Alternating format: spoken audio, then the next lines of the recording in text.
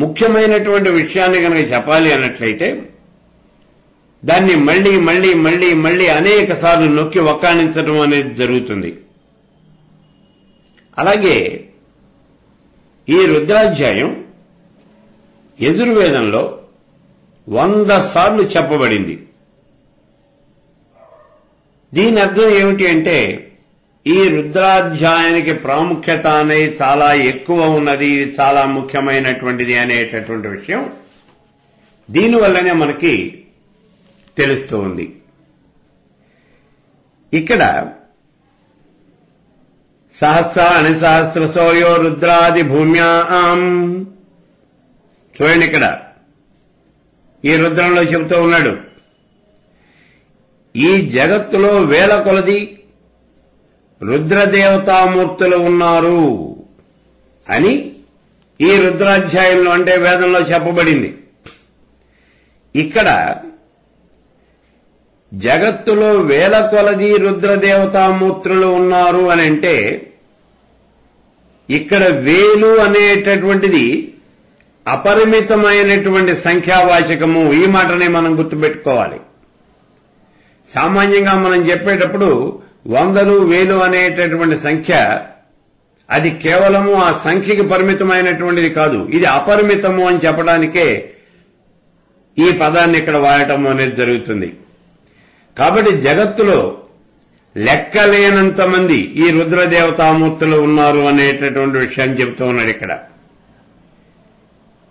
ఈ విధంగా రుద్రాధ్యాయంలో అసంఖ్యాకమైనటువంటి రుద్రులు ఉన్నారు అని చెప్పబడుతూ ఉన్నది. అందుకే ఇది శతరుద్రీయము అని అనబడుతూ ఉన్నది. అంటే కొన్ని 100 మంది రుద్రులు ఉన్నారు, వాళ్ళని గురించి ఇక్కడ చెబుతూ ఉన్నటువంటి విషయము. ఇక్కడ 100 అనేది సంఖ్యకు పరిమితమైనటువంటిది కాదు, అపరిమితమైనటువంటి సంఖ్య అని చెబుతూ ఉన్నాడు.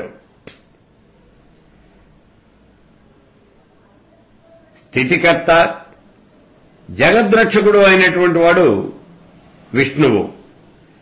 అటువంటి విష్ణువుకి శివత్వం చెప్పడం చేత ఆ విష్ణుమూర్తి చేసేటటువంటి జగద్రక్షణంతా కూడా శివుడు చేసినట్లే అవుతుంది. ఇక్కడ జగద్రక్షకుడు విష్ణువు, ఆ విష్ణువుకి శివత్వాన్ని చెబుతూ ఉన్నారు. అంటే విష్ణువు శివుడు ఒకటేను అని చెబుతూ ఉన్నారు.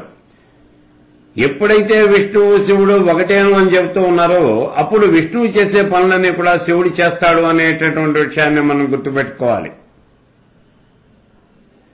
అంటే విష్ణువు చేసేటటువంటి జగద్రక్షణ అనేది శివుడు చేసినట్లే ఈ విధంగా మనం లెక్కబెట్టుకోవాలి. కాబట్టి ఈ శతరుద్రీయంలో హరిహర స్వరూపాన్ని చెప్పటము అనేది జరిగింది అని అంటూ ఉన్నారు నీలకంఠ పండితుడు. పూర్వకాలంలో నీలకంఠుడు అనేటటువంటి ఒక మహానుభావుడు ఉండేవాడు. ఈయన చాలా గొప్ప పండితుడు. ఆ నీలకంఠుడు చెబుతూ ఉన్నాడు, ఈ నీలకంఠ పండితుడు చెబుతూ ఉన్నాడు, శతరుద్రీయంలో హరిహర స్వరూపాన్ని వివరించడం జరిగింది అని చెబుతూ ఉన్నాడు ఇక్కడ ఈ నీలకంఠ పండితుడు. ఇక్కడ వేదం ఏం చెబుతోందో చూడండి.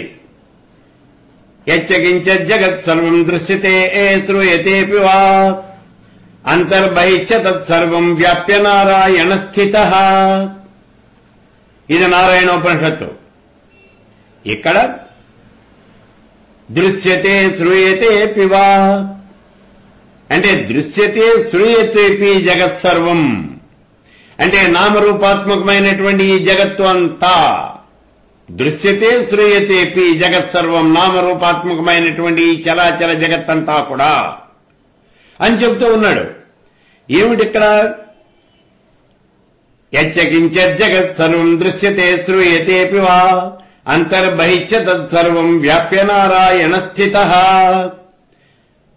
ఆ నారాయణుడు నామరూపాత్మకమైనటువంటి అంటే నామాత్మకమైనటువంటి జగత్తు, రూపాత్మకమైనటువంటి జగత్తు, ఈ రెండు జగత్తుల యందు ఈ రెండు జగత్తుల లోపల కూడా ఈ జగత్తులలో లోపల బయట రెండు చోట్ల కూడా పూర్తిగా వ్యాపించి ఉన్నాడు. వ్యాప్య నారాయణ స్థితః. ఎక్కడున్నాడు? అంతర్బహిష్య తత్సర్వం లోపల బయట కూడా పూర్తిగా వ్యాపించి ఉన్నాడు అని చెప్తూ ఉన్నాడు. నారాయణుడు సర్వవ్యాపి.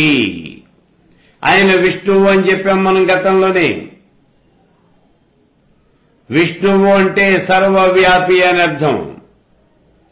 ఇలా విష్ణువు యొక్క సర్వవ్యాపకత్వాన్ని చెప్పి ఇప్పుడంటూ ఉన్నాడు, సర్వోక్షేష రుద్ర తస్మై రుద్రాయ నమోస్తు అంటూ ఈ రుద్రునికి కూడా విష్ణువుకి ఉన్నటువంటి సర్వవ్యాపకత్వాన్ని చెబుతూ ఉన్నారు.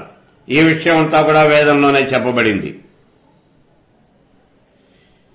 అయితే ఇక్కడ అనుమానం వస్తుంది మనకి, విష్ణువుకి సర్వవ్యాపకత్వం ఉన్నది అన్నారు, అలాగే రుద్రుడికి కూడా సర్వవ్యాపకత్వం అనేది ఉన్నది అన్నారు. ఈ వ్యాపకత్వాలు రెండు విడివిడిగా ఉన్నాయా లేదక్క కలిసే ఉన్నాయా? ఇది మనకు వచ్చే అనుమానం. ఇక్కడ విషయం ఏమిటి అంటే, విష్ణువు రుద్రుడు ఇద్దరు పేర్లు వేరుగా ఉన్నారు. అంటే నామభేదము అనేది ఉన్నది. ఈ నామభేదము అనేది ఉండటం చేత ఇవి రెండు కూడా విడివిడిగా ఉన్నాయి అని అనిపిస్తూ ఉంటుంది. ఎందుకని అంటే, ఇక్కడ విష్ణువు రుద్రుడు ఇద్దరి పేర్లు చెబుతూ ఉన్నాం, రెండు పేర్లు చెబుతున్నాం కాబట్టి ఈ రెండు కూడా విడివిడిగా ఉన్నాయి అని భావన చేయవచ్చు మనం. అలా అనిపిస్తూ ఉంటుంది. కానీ నిజానికి అది మాత్రం కాదు. రెండు విడివిడిగా లేవు, ఉన్నది ఒక్కటే. ఎందుకని అంటే, భేద దృష్టి అనేది ఎప్పుడూ కూడా వేద సమ్మతం కాదు. అలాని శాస్త్ర సమ్మతం అంతకన్నా కాదు. ఈ రెండు విడివిడిగా ఉన్నాయి అంటే వేదం ఒప్పుకోవు, శాస్త్రాలు ఒప్పుకోవు. అయితే ఇక్కడ నహి వస్తుని వికల్ప, ఒకే వస్తువుని అనేక పేర్లతో పిలిచినంత మాత్రం చేత ఆ వస్తువులో తేడా అనేది ఏమీ కూడా కనిపించదు. అలాగే ఇక్కడ సర్వవ్యాపకత్వము అనేటటువంటిది ఒకటే. దాన్ని విడివిడిగా అనేకమైనటువంటి పేర్లతో పిలిచినంత మాత్రం చేత ఆ తత్వంలో తేడా అనేది ఏమీ కూడా ఉండదు. మహాభారత యుద్ధంలో భగవానుడు అర్జునుడికి గీతను ఉపదేశించాడు. దాన్నే భగవద్గీత, భగవంతుడు ఉపదేశించినటువంటిది, భగవంతుడి చేత గానం చేయబడినటువంటిది. దాన్నే మనం భగవద్గీత అని అంటూ ఉన్నాం.